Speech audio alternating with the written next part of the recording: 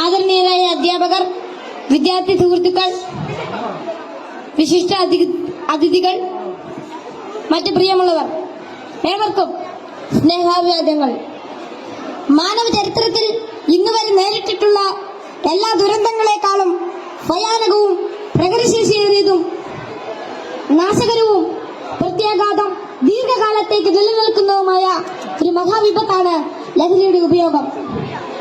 ഓരോ കുട്ടിയുടെയും ജീവിതത്തിലേക്ക് ഹരമായും ഉന്മാദമായും ഉച്ച ചങ്ങാതിയായും മൃദുവാസത്തോടെ പടികയറി വരുന്ന ലഹരി മരുന്ന് ഏതു വിധേനയായാലും ഒരു പ്രാവശ്യം ഉപയോഗിച്ചാൽ പിന്നെ അതിന്റെ തോഴനും പിന്നീട് സന്തത സഹചാരിയായും അധികം വൈകാതെ അടിമയുമാക്കി മാറ്റുന്ന മാന്ത്രിക ശക്തിയാണ് മയക്കുമരുന്നിനുള്ളത്.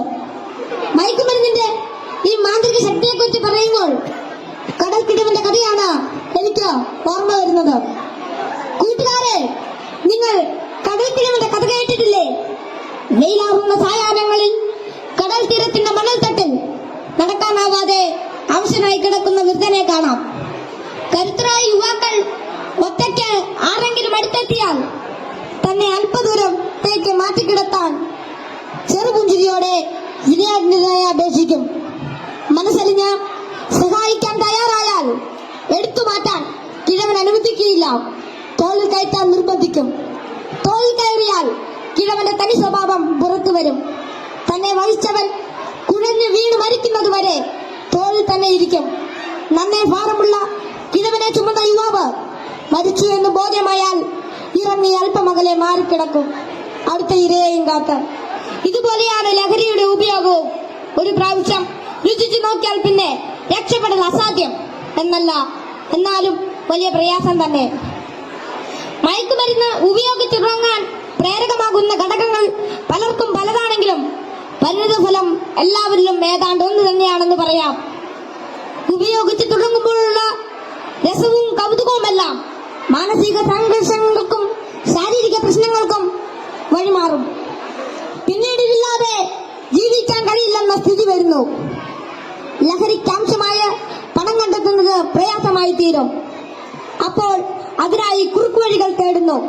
അങ്ങനെ അധാർമിക ജീവിതത്തിനും കുറ്റകൃത്യങ്ങൾക്കും പ്രേരിപ്പിക്കപ്പെടുകയും കുടുംബത്തിനും സമൂഹത്തിനും നിയമപാലകർക്കും തലവേദനയായി മാറുന്നു.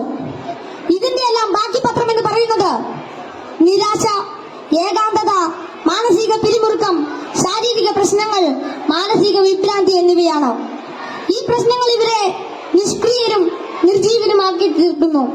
അങ്ങനെ കുടുംബത്തിന്റെയും സമൂഹത്തിന്റെയും നട്ടല്ലാകേണ്ട ഇവർ വീടിനും വീട്ടുകാർക്കും നാടിനും തന്നെ ബാധ്യതയായി തീരുന്നു. ലഹരി ഒരു മഹാവിപത്താണ്, സമൂഹത്തെ കാർന്നു തിന്നുന്ന മഹാവ്യാധി.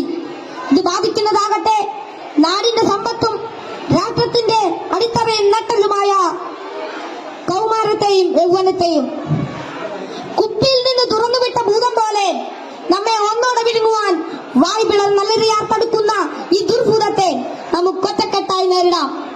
ലഹരി എന്ന മഹാവിപത്തിനെതിരെ സന്ധിയില്ലാ സമരത്തിനായി നമുക്ക് അണിചേരാം. മയക്കുമരുന്നിന്റെ ഉപയോഗത്തിനും വിതരണത്തിനും വ്യാപനത്തിനുമെതിരെ കൈയോട് കൈകോർത്ത് നമ്മെ തന്നെ കാത്തും കൂട്ടുകാരുടെ കാവലാളായും ലഹരിക്കടിമപ്പെട്ടു പോയവരെ ചേർത്ത് പിടിച്ചും ലഹരി വിമുക്ത നാളേക്കായി ഐക്യദാർഢ്യത്തിന്റെ ഉരുക്കുകോട്ട തീർത്ത് മുന്നേറാം.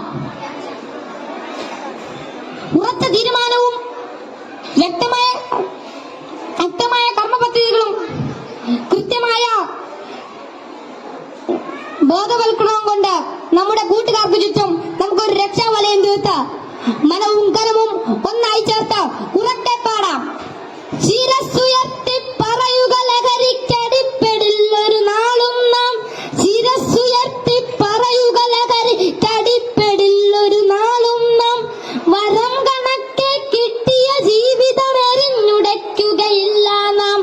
വരം കണക്കെ കിട്ടിയ ജീവിതം എറിഞ്ഞുടയ്ക്കുകയില്ല നാം. ശിരസ്സുയർത്തി ശിരസ്സുയർത്തി ശിരസ്സുയർത്തി പറയുക ലഹരിക്കടിപ്പെടില്ല